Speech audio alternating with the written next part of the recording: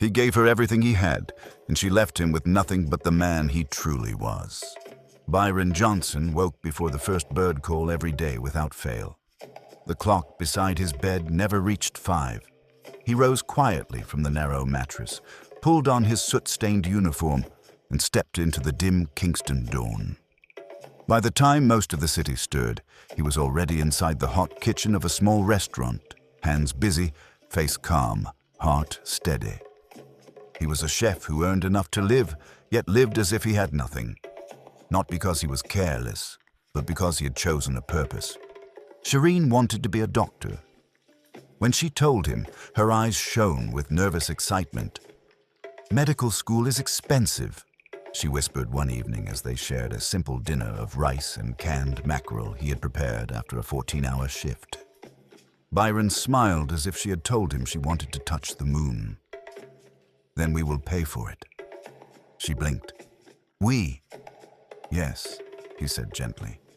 "I may not have much, but I will work harder. I will make sure you achieve your dreams." For 5 years, he carried that promise on his back like a sacred weight. His wages paid tuition, books, transportation, and every fee the university demanded. When money ran short, he worked extra shifts. On weekends and special occasions, he took catering jobs. Burns marked his hands. Small scars mapped his forearms. He never complained. Each night, he returned home exhausted, yet his first words were always the same. "How are classes today, my future doctor?" Shireen would sigh heavily and drop her bag. "Boy, medical studies are very challenging. But you will accomplish what you set your mind to," he would say, placing food before her. "I already see it." And she did accomplish it. She graduated. She passed her licensing exams. Soon, she secured a position at a prestigious private hospital in the wealthiest part of Kingston. Byron celebrated as if he himself had received the degree. He cooked a feast and invited neighbors who had watched their journey from the beginning. Success changed Shireen slowly, almost invisibly at first. She noticed it before anyone else did. The way conversations with Byron felt smaller than the ones at the hospital. The way she hesitated before mentioning him to her colleagues. Once, she almost invited him to dinner with them, but stopped herself. She told herself it would be awkward. That night, she lay awake longer than usual. Uneasy, though she could not fully explain why. That quiet unease did not go away. It quietly became a need to belong, guiding her choices more than she cared to admit. Soon, her clothing became designer labels. Her conversations filled with colleagues who spoke of investments, vacations, and exclusive clubs. She spent more evenings at social gatherings and fewer at the small house they once called home, with laughter and hope. The man who had paid for everything began to feel like something she needed to hide. The invitation arrived on a bright afternoon. Shireen had been selected for a recognition ceremony, honoring excellence in clinical practice. She stood before the mirror, smiling at the elegant card. Byron read it and beamed. "I will buy a suit. We will go together." Her expression hardened in an instant. She hesitated, then looked away. "It is a professional event, mister," she said flatly. "Everyone there is a doctor or connected to the field. It would be uncomfortable." She glanced at him, a flicker of disdain in her eyes, then looked away. "I think it is better if I go alone." The words did not sound loud, but they struck harder than any shout. That evening, she removed her wedding ring because it looked cheap beside her jewelry. After that, she rarely wore it. Soon, she stopped wearing it at all. When co-workers invited her out, she went alone. When asked about her personal life, she said she was single. One night, Byron spoke carefully. "I notice you do not wear your ring anymore." She laughed, sharp and dismissive. "I'm glad you noticed. We now belong to 2 different classes. I want a divorce." He did not argue. He searched her face for the woman who once studied in the sweltering room while he fanned her with a piece of cardboard because she feared the electric fan would scatter her notes. He did not find her. She handed him the prepared documents. This was not a sudden decision. She had been waiting for this moment long before he realized he was losing her. He signed the divorce papers. He packed his few clothes into an old duffel bag, closed the door behind him, and walked into the night carrying a silence heavier than grief. That night, he did not go far. With nowhere to go, he sat on a low wall a few streets away, the bag at his feet, reflecting on what had happened. The air felt colder than it should have. At one point, he took out his phone, scrolled to her name, and stared at it for a long time. For a moment, he almost called. He didn't. It was clear now. She no longer chose him. He thought of his late mother and the words she had lived by. Never try to force anyone to stay. If she believed something better existed out there, she was free to go and find it. He would not stand in her way. He would not beg. He left without any drama. He wanted to be someone's conscious choice. Someone who valued him without being reminded. Life was too short to cling to someone whose heart had already told her she belonged elsewhere. It was easier to leave than to plead his case where he was no longer welcome. He made a decision. While she searched for what she wanted, he would build something lasting on his own. When the sun rose, he stood, wiped his face, and chose not to go back. He did not look behind him.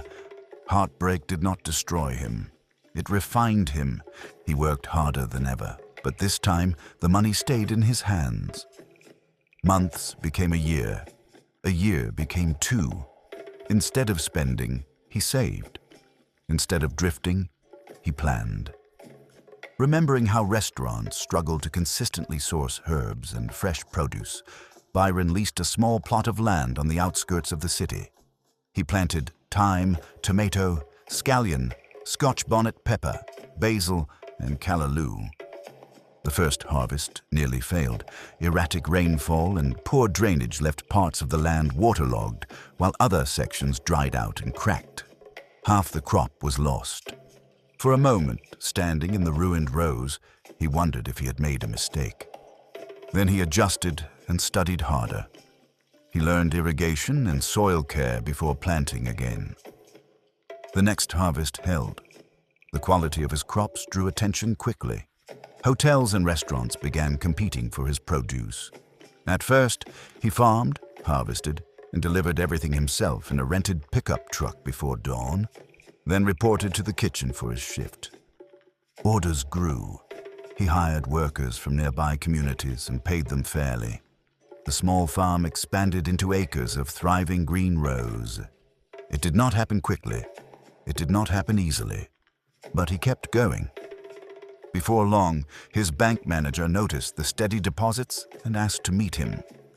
"You have discipline," the manager said. "You should invest in property development." Byron listened, studied, and took a careful risk. He purchased a small parcel of land, built modest rental homes, and filled them immediately. Within 3 years, Byron Johnson became a multi-millionaire businessman. Yet wealth did not change his spirit. He remembered hunger.